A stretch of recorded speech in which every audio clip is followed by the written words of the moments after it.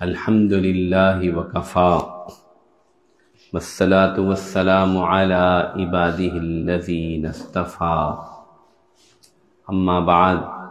فقد قال اللہ تعالی فی الکلام المجید والفرقان الحمید کنتم خیر امۃ اخرجت للناس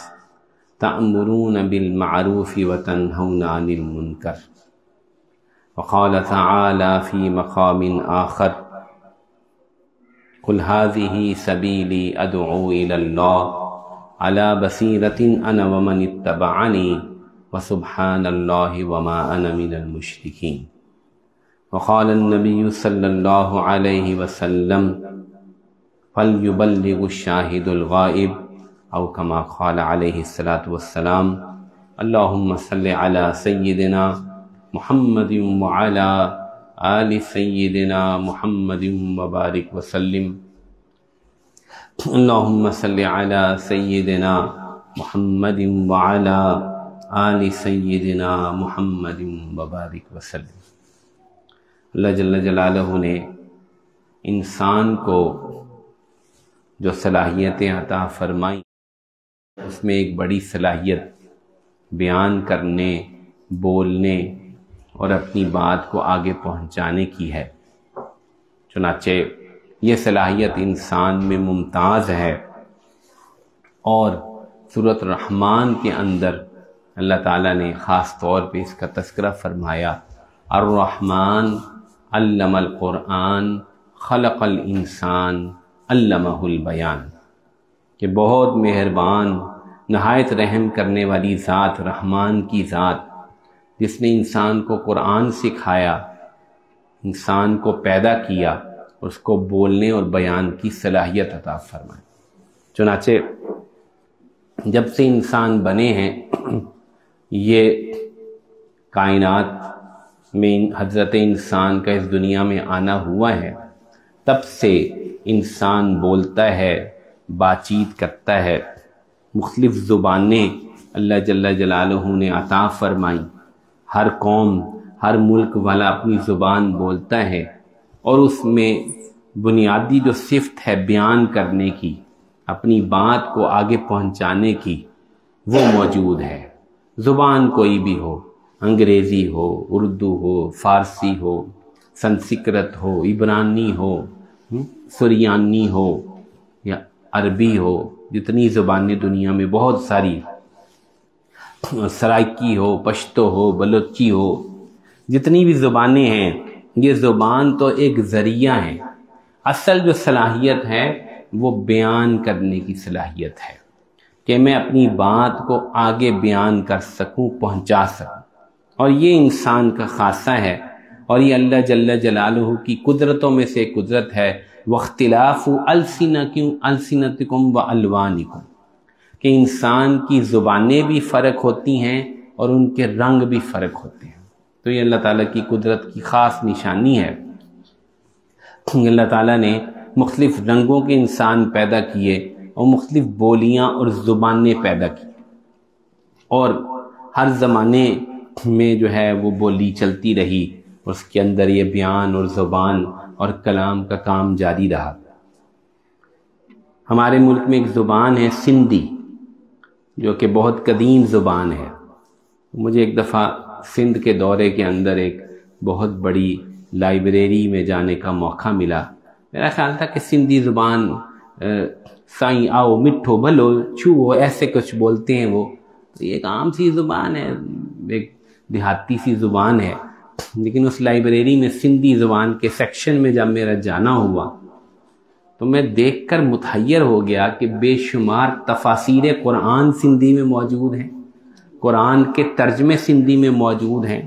حدیث کی شروحات سندھی میں موجود ہیں، شعر و شاعری کی بے شمار کتابیں، اصلاحی خطبات۔ یعنی میں تو دیکھتا گیا تو بہت متحیر ہوا کہ میں جس زبان کو ایک عام سی زبان سمجھ رہا تھا، اور جس طرح وہ بولتے ہیں، لیکن وہ زبان، اس کے اندر اتنا کام ہوا اس دین کے حوالے سے اور بیان کے حوالے سے اور قرآن کی تفسیر کے حوالے سے اور حدیث کی خدمت کے حوالے سے۔ تو یقیناً اللہ جل جلالہ نے جب زبانیں پیدا فرمائیں تو ان زبانوں کے اندر ان زبان کے ماہرین بھی پیدا فرمائے، علماء بھی پیدا فرمائے، ہر زبان کے اندر علم والے پیدا فرمائے، اور اس زبان کے اندر انہوں نے اللہ کے پیغام کو سمجھا، اللہ کے پیغام کو آگے پہنچانے کی کوشش کی۔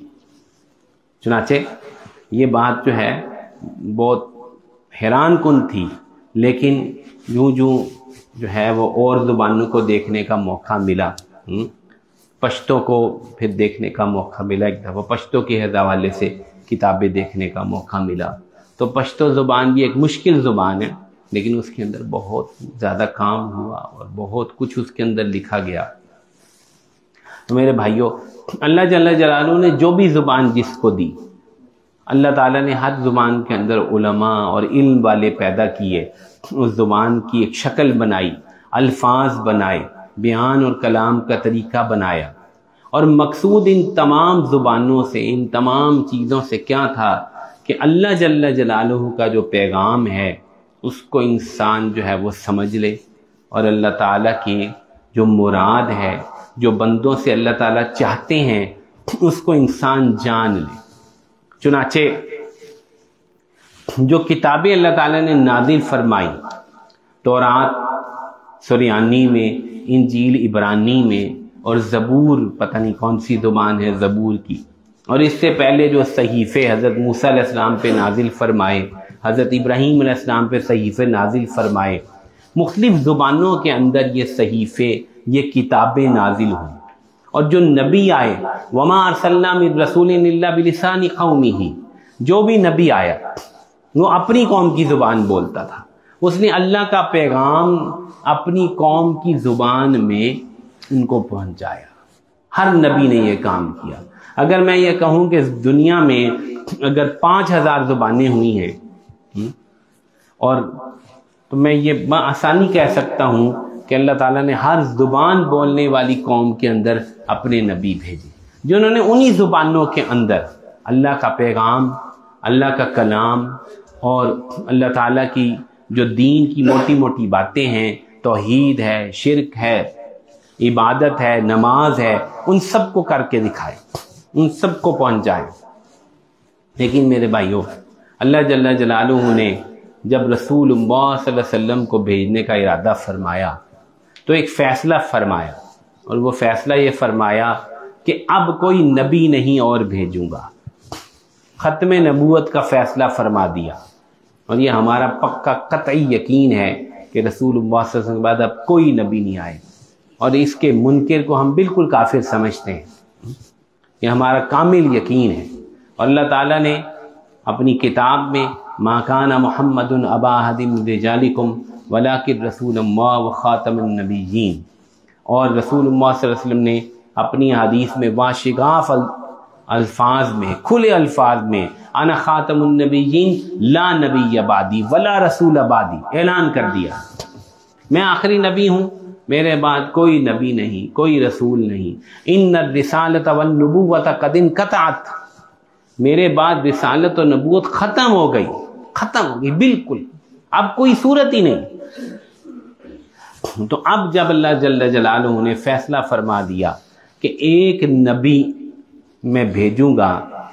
اور ایک آخری نبی بھیجوں گا جو آخری ہوگا، تو اب اللہ جل جلالہ نے زبان بھی فائنل کر دی، اور یہ طے کر دیا کہ اب ایک ہی زبان میں سارا معاملہ چلے گا، اس زبان کا نام ہے عربی۔ اللہ تعالیٰ نے طے کر دی۔ پہلے تو مختلف زبانیں تھیں، زبانیں بدلتی تھیں، زبانیں مٹ جاتی تھیں، پرانی زبانیں سب مٹ گئیں۔ سنسکرت اب کوئی جاننے والا نہیں، سریانی کوئی جاننے والا نہیں، عبرانی کوئی جاننے والا نہیں، ختم ہو گئی وہ زبانیں۔ لیکن اللہ جل جلالہ نے یہ فیصلہ فرما دیا کہ اب چونکہ ایک ایسا نبی بھیجنے لگا ہوں جس پر نبوت ختم کر دوں گا،